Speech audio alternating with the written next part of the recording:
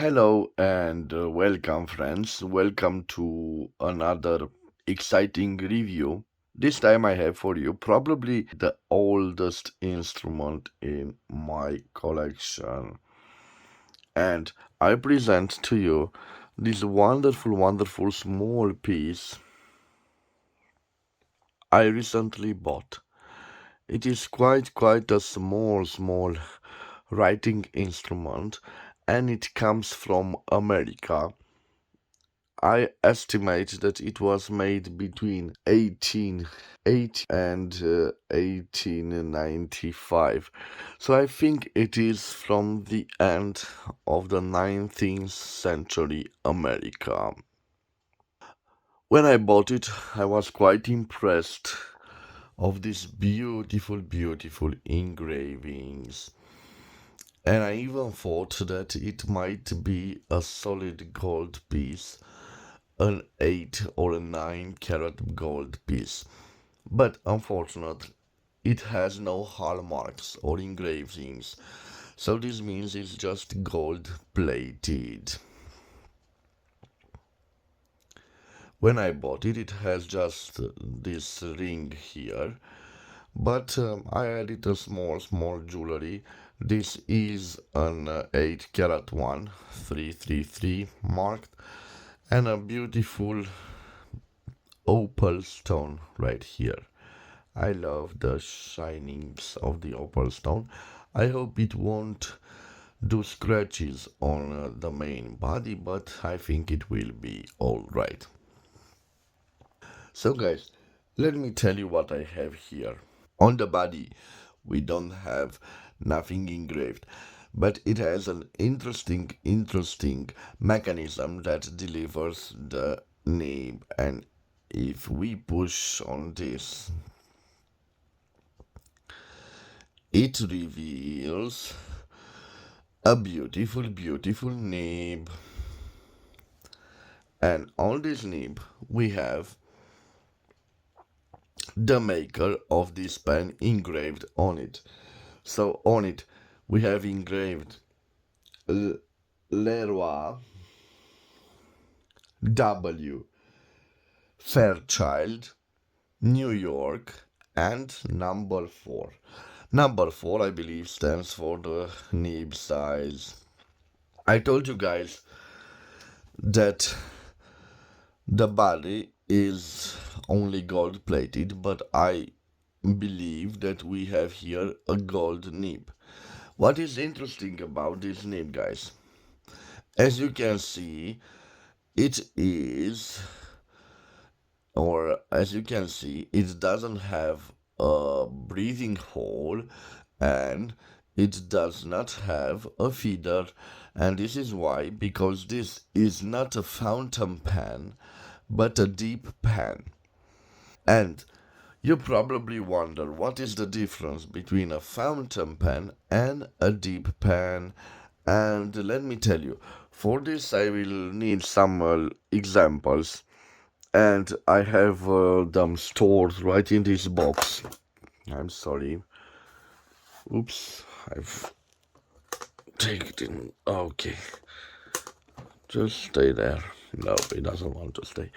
Okay, so I have this box, this cigar box, this vintage cigar box from Germany, and I tried to store in here all my deep pens. I have also some large, you can see here, some large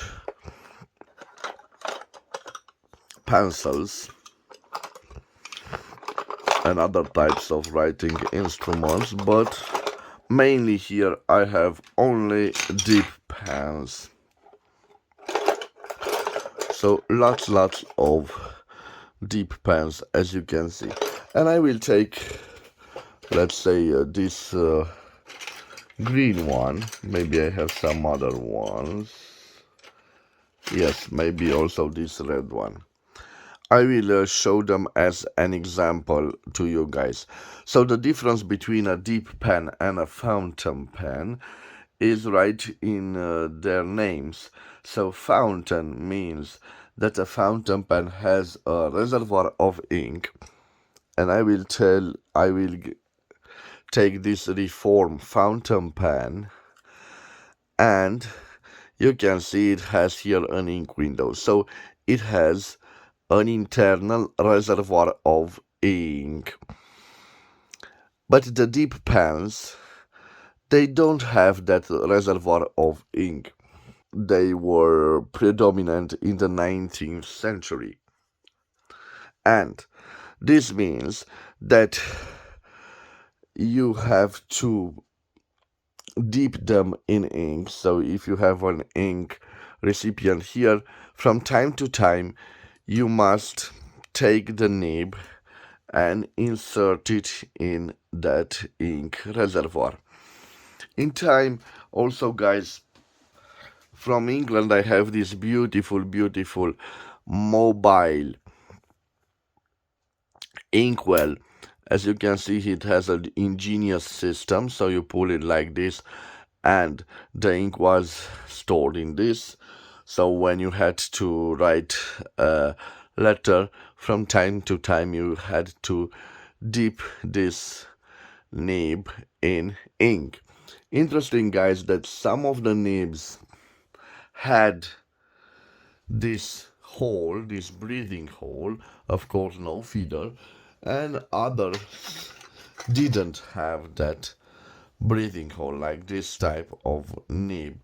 And there are lots of varieties of nibs, guys, and I will have a special episode where I will show you all the types of nibs I have in my collection. Also, this nib I wanted to show you. This, I believe, is from a Faber-Castell, if I'm not mistaken. Let me see if we have, yes. We have here, oh no, I'm sorry. It is from L.C. Hartmouth from Bohemia, number 113. I thought I had a Faber-Castell, maybe this one, I'm not so sure. Oh yes, I have here a Faber-Castell, guys. So you can see those types are basic types. So this body is made out of wood, lacquered wood, painted with some, in this case, green paint. You can see the different types of nibs. This is quite elaborate here. I must do my research because they have some particularities. They all can be replaced from here. It is quite a nice system. And there also are other types of calligraphy nibs that they are done like this, and this could be, I'm sorry, a tattoo instrument, so don't take this in consideration, but take this in consideration. So another interesting instrument. But back on our American Beauty. So this, again, this doesn't have a nib fitted to it. I'm sorry, guys, for this, but I wanted to highlight the main difference between a fountain pen and a dip pen. Also interesting that feeder has a role of storing ink. Maybe it would be a nice idea to fit also a dip pen with a feeder, just to give it like a small reservoir of ink, but the reservoir is given by the feeder. And you know that the ebonite, the old vintage ebonite, could do a quite nice job. But returning to our pen, I've researched on the internet and I found interesting things. So about this gentleman, Leroy W Fairchild. W, I think it stands for Wilson. It was born in 1830s, around in the town of New York. He grew up poor. His family was at a new address every year, and he was just a boy when his father died. leaving his mother with four small children. Back then, it was common for boys to begin apprenticeships around the age of 13. So in 1843, Leroy W Fairchild starts its apprenticeship working for John Randall. And John Randall was one of the biggest fountain pen nibs producers in the East Coast. What is interesting about Leroy Wilson Fairchild is the fact that he managed in time to lead that company and even to own it.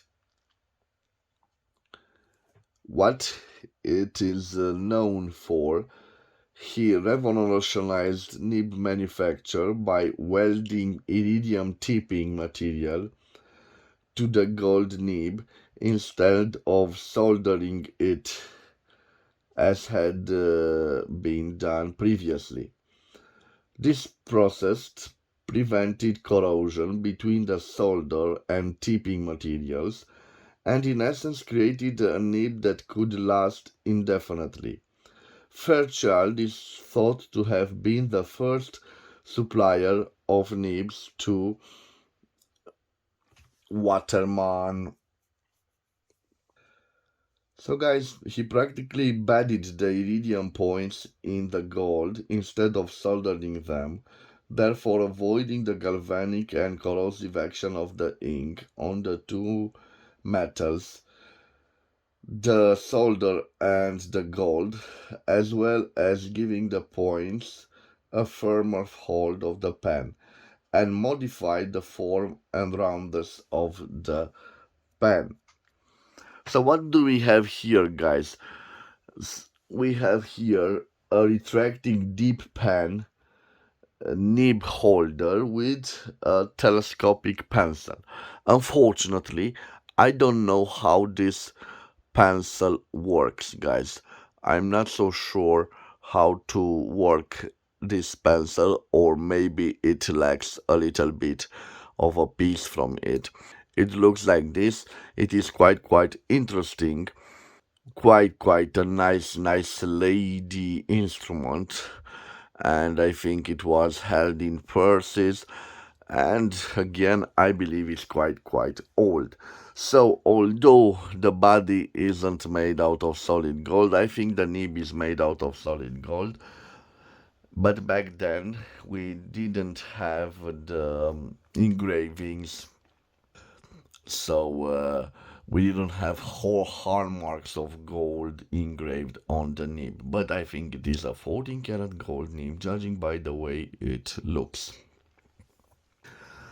I will leave its dimensions on the screen, and after that we will do a writing sample.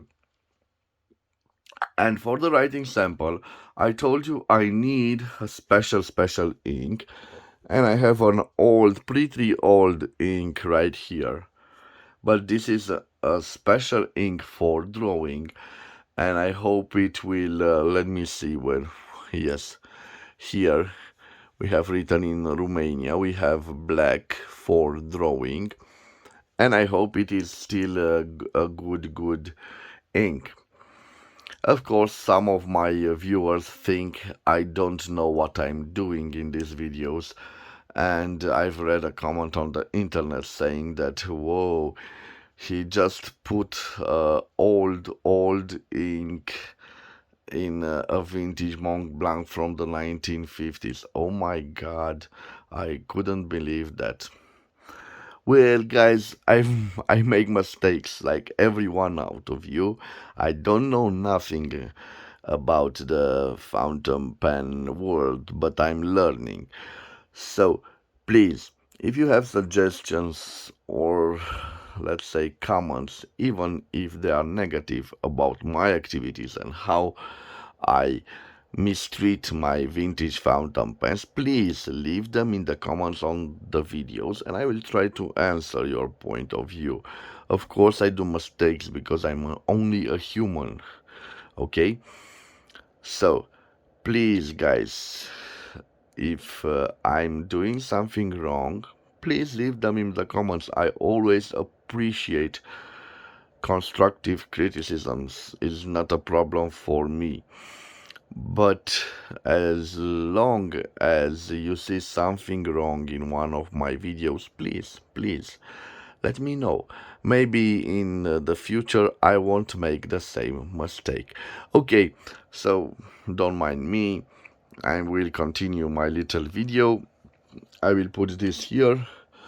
I don't know if I should test this, but it, you can see it has a lots of corrosion, and it is an old piece, also from the late 1800s. So I will leave it like this, guys, and I will just try to dip my dip pen in this recipient.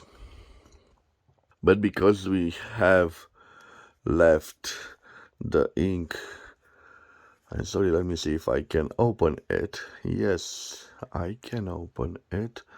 And look at this, it has little drops.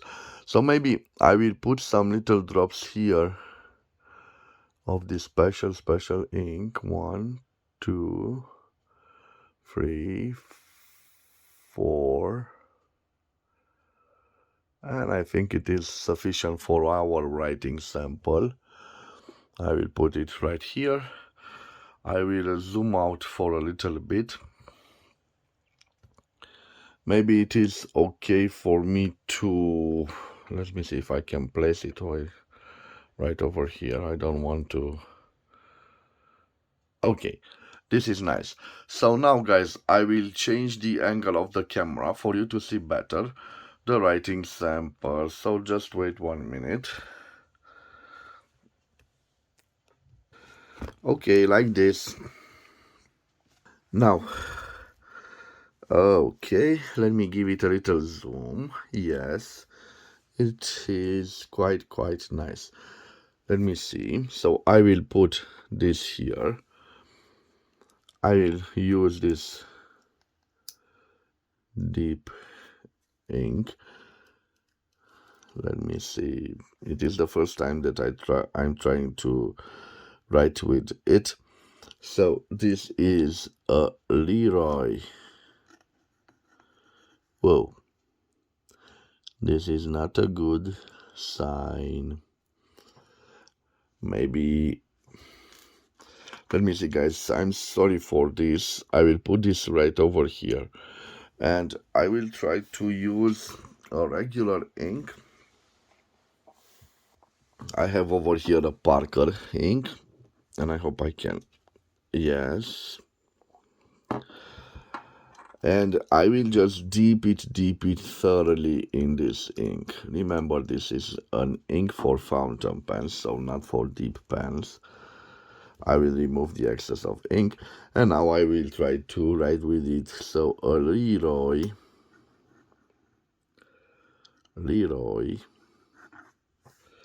Fairchild.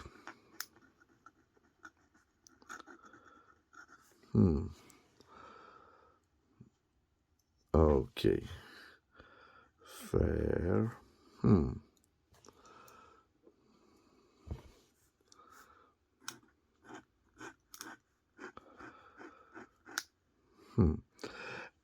It has a little bit of a problems, guys. You can see the little tines are misaligned. You can see it has those problems. I need to get this nib fixed, but maybe I can do a writing sample with it. I hope I won't ruin it. So fair.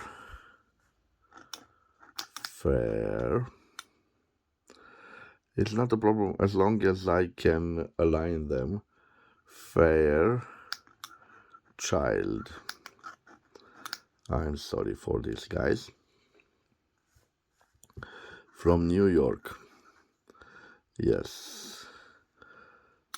Okay. What is an interesting thing is It is a little bit flexible, so I hope that in time I can write with it. You can see a juicy nib. Maybe I can even show you the tines moving. So this is a problem when we have a little bit of a flex nib. You can see they are slightly moving. I won't do any more damage to it, guys. So I'm sorry I could not show you how it writes. This is the first time I use it myself, so I'm sorry for this, guys. But it is an interesting concept. And I think that the mechanical pencil was writing over here. Maybe it lacks one of its parts, I'm not so sure.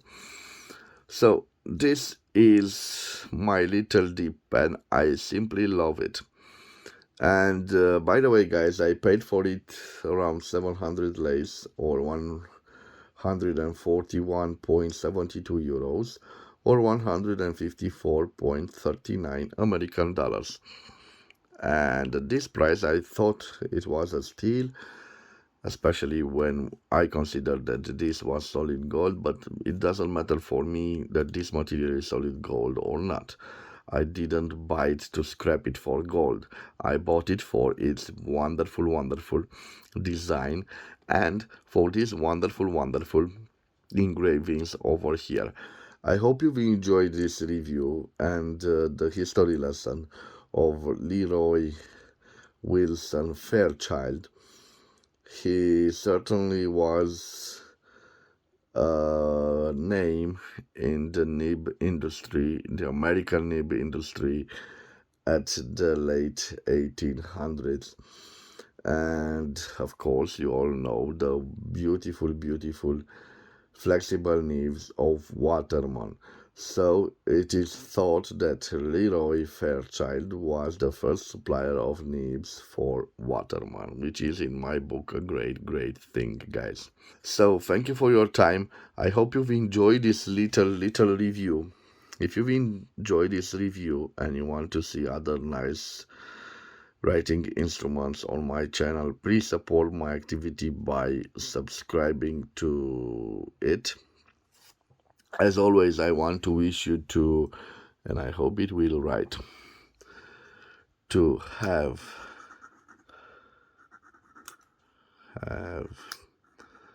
a nice day wherever you are, my friends.